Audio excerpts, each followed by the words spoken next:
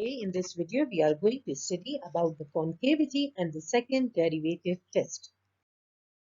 So our success criteria is to determine the points of inflection and discuss continuity using the second derivative test. Understand that if you have to find out the inflection points, the inflection point, and also you have to find out whether the graph is concave up or what are the intervals in which the graph shows the concave down behavior, then you have to perform the second derivative test, which means that first of all you will take the derivative of the function and then the derivative of the derivative of the function.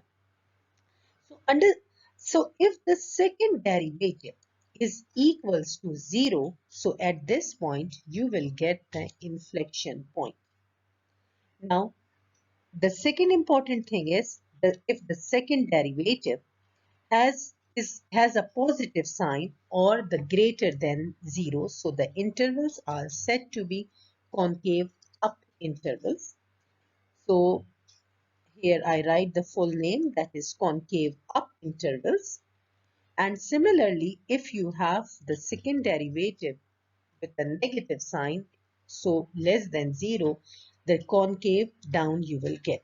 It means the intervals will show you the concave down behavior of the graph.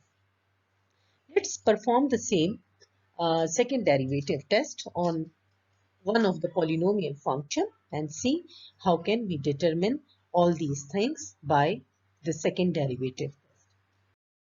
So there is a function, polynomial function in front of you. So first of all, understand what do you have. What is the domain of these polynomial functions?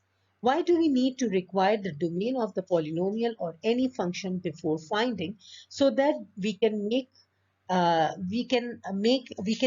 idea of the question, that which kind of graph we could expect in future. So here, if domain is all real numbers, it means it is a continuous graph. So after that one, you have to take the first derivative. Use the power rule. So bring the power in the shoulder. So you will get negative 3x from the power v minus 1. You will get 2. Plus, then bring this in the shoulder. You will get 7 times 2 gives you 14x from the power v subtract 1.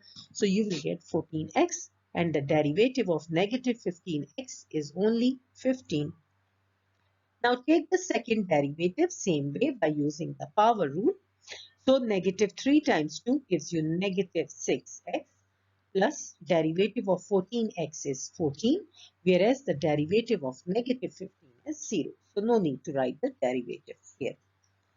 Once it is done, we make the second derivative equals to 0 and solve for x. So here only x is written, so bring the 14 on the other side. You will get negative 6x equals to negative 14. Divide both sides by negative 6 to get the value of x, and you will get 7 over 3, which is actually 2.333. So this is what? This is our inflection point. Now, this is the x value of the inflection point. It is better if you find the y value of inflection point. Means the y coordinate will be just write the f of 2.3, and I would prefer, if you get the answer in the fraction, you must put the 7 by 3 in the original question to get the correct and accurate answer.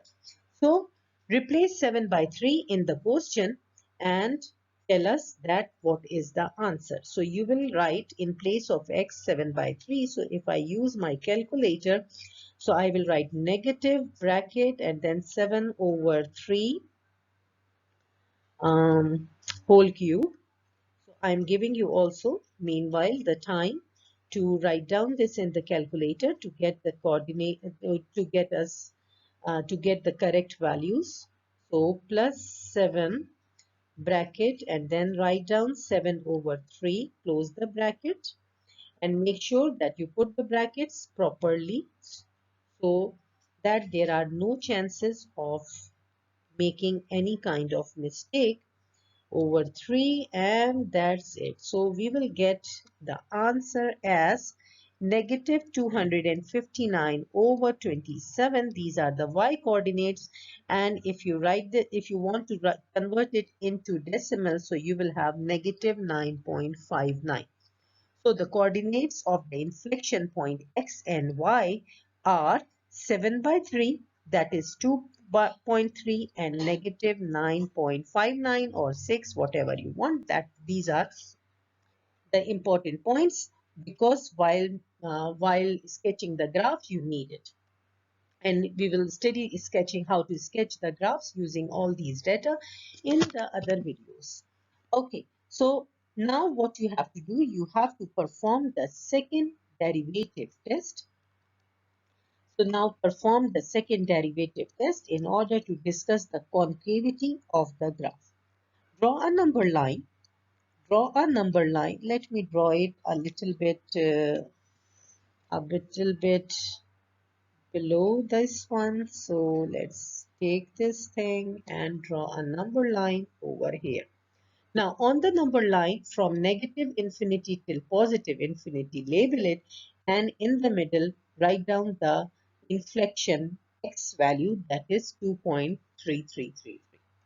Now since you have to perform the second derivative test, so what you are going to do, first of all, think of any number which is between negative infinity till 2.3 and put it in your second derivative to get an answer.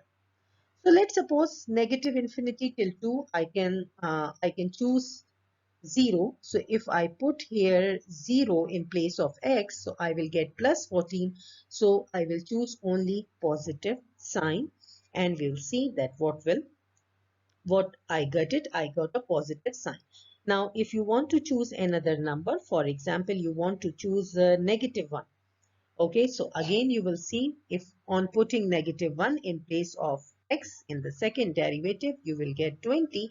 That is also that is also greater than 0. So just write a plus sign on the top of the number line between negative infinity and 2.3. Now choose a number that is greater than 2.3. So let's suppose I choose 3, put it in the second derivative, and on putting 3 in the derivative, I will get negative 4.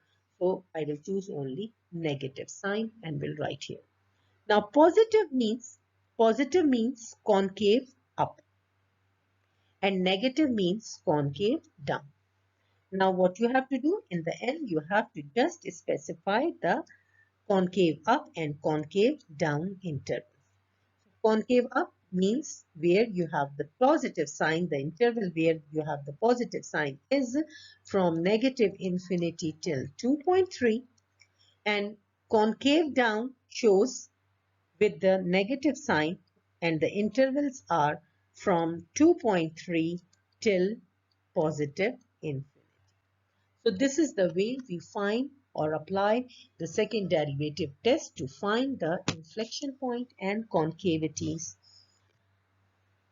Okay, so let's solve one more question. Here is the second question. So the first step is to determine the derivative. So the derivative will be, apply the power rule, you will get 4x cubed minus 12x squared, and the derivative of 2 is 0. Now take the second derivative, and the second derivative will gives you 4 times 3, 12x squared minus 24x. That's it. Now it's so easy. Just write the second derivative and set it equals to 0. Solve for x. Now you have two possibilities, factor manually or factor with the help of calculator. So let's see if you factored manually. So 12x is common in both of them. So what is left from here? The first term, x is left only, minus from the second term, only 2 is left. Why? Because 12x times 2 gives you 24x, which is your former step, equals to 0. Now one time you will write 12x equals to 0, and one time the second factor, that is x minus 2, equals to 0. Now divide both sides by 12. In order to solve for the x, you will get x equals to 0. And the second factor, you will get x equals to 2 on bringing the negative 2 on the other side. So these both of them are your inflection points. So inflection points are x equals to 0 and also x equals to 2. So if you want to find out the y coordinates, you have to put one by one f equals to 0 and f equals to 2 in the actual equation. So on putting the 0 in the actual equation, you will get 0.0 to the power 4 minus 4, 0 to the power 3 plus 2. So the answer is 2.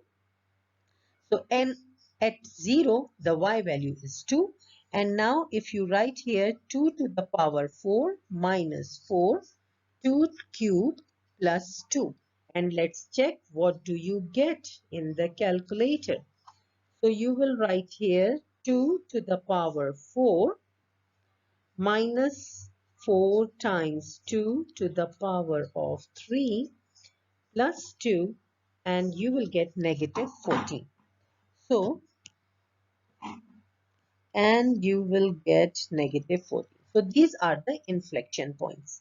Now let's check out the second derivative test. So let's perform the second derivative test. Draw a number line, label negative infinity and positive infinity, and in the middle, write in the order from least to greatest your inflection point. That means the 0 and 2. Now you know this thing that you are performing the second derivative test. It means that you have to substitute the values from the given intervals, whatever you think, in the second derivative, which is 12x square minus 12x square minus 24x is your actual equation for the second derivative. Now choose any number between negative infinity till 0. Let's suppose I'm choosing negative 1 and I will get positive 36. So I will only write a positive sign. Now choose between 0 and 2. For example, if I choose 1, I will write negative sign because I get the negative 12 as an answer. Now choose between 2 till infinity any number. For example, if I choose 3, I will get 36. So I will choose the positive answer because I know that the second derivative greater than 0 is represented by a positive sign, gives me a concave up interval, and second derivative less than 0 means a negative sign can be represented by a concave down interval. Now, in the end, your concave up intervals are from negative infinity till 0, union from 2 till infinity, and concave down intervals is only 0 till 2. So this is the way we apply the second derivative test. I hope that you understood. In the other videos, we have solved for the rational functions, for the square root functions. So just check the other videos also. And if you have any query, you just let me know and I will try to clear your doubts. Thank you very much.